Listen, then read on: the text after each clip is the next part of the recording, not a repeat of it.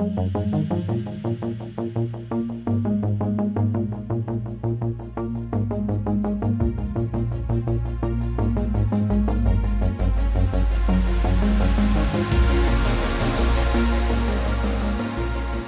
à tous et bienvenue sur Dixit.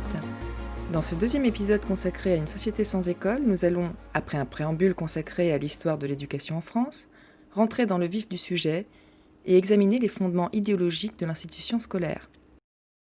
Ivan Illich est historien et pédagogue, c'est un penseur de l'écologie politique et une figure importante de la critique de la société industrielle. Dans une société sans école, il préconise une déscolarisation de la société qui passe par la séparation de l'État et de l'école. Les êtres humains qui se trouvent dans les établissements scolaires sont regroupés par catégorie d'âge. Cette répartition repose sur 3 principes que l'on ne met pas en doute. Les enfants doivent être à l'école, ils apprennent à l'école est le seul endroit où ils puissent apprendre. Le premier principe au fondement de l'institution scolaire, c'est donc l'obligation. Chacun semble convaincu de la nécessité d'une période obligatoire réservée à ceux qui sont d'âge scolaire. Pourtant, comme nous l'avons vu, l'école obligatoire est une institution relativement récente, qui n'a rien d'évident en soi.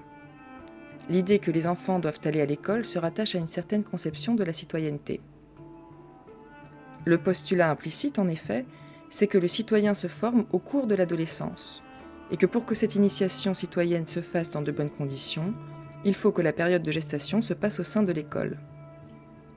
C'est une conception de l'adolescence à la fois très romantique et très conservatrice sur le plan politique. Cette conception nous pousse encore à reporter la responsabilité des changements qui doivent intervenir dans la société sur les épaules de la jeunesse, une fois, bien entendu, qu'elle sera sortie de l'école.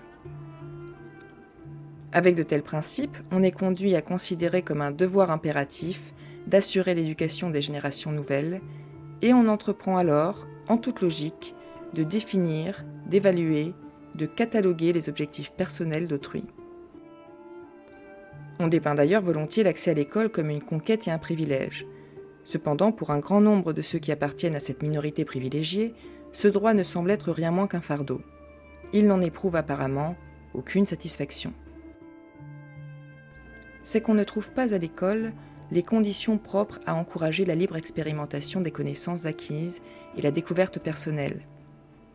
Ces conditions ne se rencontrent pas dans l'établissement scolaire parce que l'élève est contraint d'y être, parce que la doctrine c'est l'enseignement pour l'enseignement. D'un côté, on force une certaine catégorie de la population à suivre un enseignement obligatoire. De l'autre, on refuse de généraliser l'accès aux ressources éducatives à toutes les autres catégories de la population. Ces ressources sont utilisées aux fins d'imposer des programmes déterminés à une catégorie déterminée de la population, tout en négligeant les individus qui, parvenus à la maturité, veulent s'instruire avec toute la force de leur volonté. Par conséquent, non seulement l'accès à la connaissance est bridé, mais son caractère obligatoire nuit à l'envie d'apprendre. Le deuxième pilier idéologique sur lequel repose l'institution scolaire est la confusion faite entre école et éducation. L'école est une institution fondée sur l'axiome que l'éducation est le résultat d'un enseignement. Ainsi, l'institution scolaire enseigne à confondre les méthodes d'acquisition du savoir et la matière de l'enseignement, à confondre enseigner et apprendre, le savoir et la règle imposée. On apprend à croire que l'éducation consiste à s'élever de classe en classe et que le diplôme est synonyme de compétence. L'institution scolaire fait le jeu d'une société où l'avancement dépend non du savoir, mais de la méthode par laquelle il est censé être acquis. Une fois le discrédit jeté sur l'homme ou la femme qui se seraient eux-mêmes instruits, tout ce qui ne s'insère pas dans le cadre d'une profession nous inspire la méfiance. À l'école, nous apprenons qu'une bonne éducation est le fruit de l'assiduité, que sa valeur ne peut que s'accroître en fonction de la durée de notre présence, qu'enfin, cette valeur est mesurable et qu'elle est garantie par les examens et diplômes. Pourtant, nous ne tenons pas notre savoir, à proprement parler, de l'instruction imposée. Ce serait bien plutôt l'effet d'une participation sans contrainte, d'un rapport avec un milieu qui est un sens.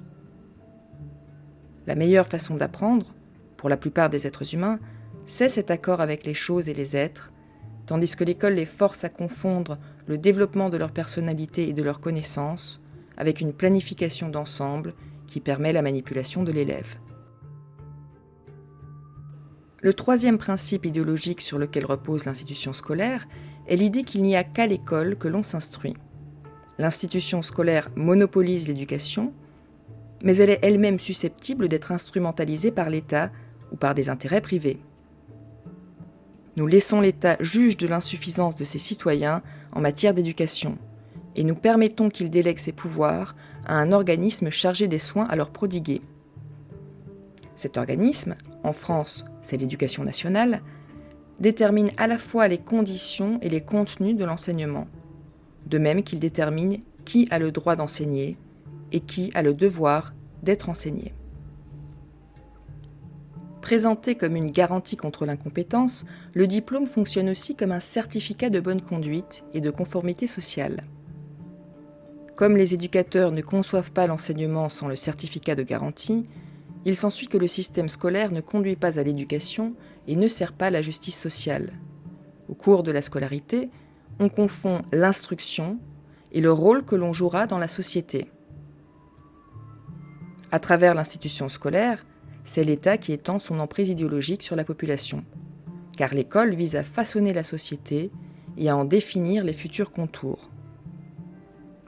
Les administrateurs de l'État-providence revendiquent le monopole professionnel, politique et financier de l'imagination en matière sociale. Ils étalonnent les valeurs et définissent ce qui est réalisable. L'institution scolaire, loin d'être indépendante du pouvoir politique comme le souhaitait Condorcet, est en dernière instance soumise à la seule autorité politique. Or, entre les mains du politique, ce monopole peut facilement être instrumentalisé et perdre la vertu émancipatrice censée justifier son caractère obligatoire. Les administrateurs de l'enseignement ont le plus souvent comme principale attribution de surveiller les enseignés et les enseignants pour satisfaire d'autres administrateurs, d'autres conseils, d'autres responsables divers. Nous avons vu que l'institution scolaire repose sur 3 principes: l'obligation, l'amalgame entre école et éducation, et le monopole de l'école sur l'éducation. D'après Ivan Illich, ce monopole est d'autant plus problématique que depuis les années 1960, l'institution scolaire est victime d'une bureaucratisation croissante. Les systèmes d'éducation publique, que leur fondation remonte à l'époque de Jefferson ou à celle d'Atatürk, voire après la Deuxième Guerre mondiale, sont tous devenus des bureaucraties qui portent en elles-mêmes leur propre justification et qui ne visent qu'à la manipulation des êtres humains. Cette convergence institutionnelle conduit à un amalgame des administrations à l'échelle planétaire.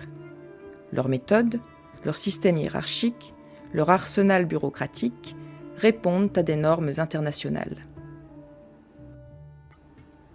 Or, la technologie fournit à ces bureaucraties un pouvoir sans cesse accru. Les écoles modernes sont solidaires de tout un panel d'autres institutions, et l'école assure bien plus qu'une simple fonction éducative. Les écoles assurent par exemple la garde des enfants, leur endoctrinement, elles sélectionnent les rôles que leurs élèves tiendront dans la société, et toutes ces fonctions, y compris celles de l'éducation, sont liées de façon inextricable à l'équipement, à l'implantation scolaire, au programme d'enseignement, tout autant qu'aux corps enseignants et administratifs. Ainsi, la réalité de l'action éducative est bien différente du mythe de l'école tel qu'il est popularisé dans l'imaginaire collectif. C'est précisément la dissonance entre le mythe et la réalité que nous aborderons dans le prochain épisode.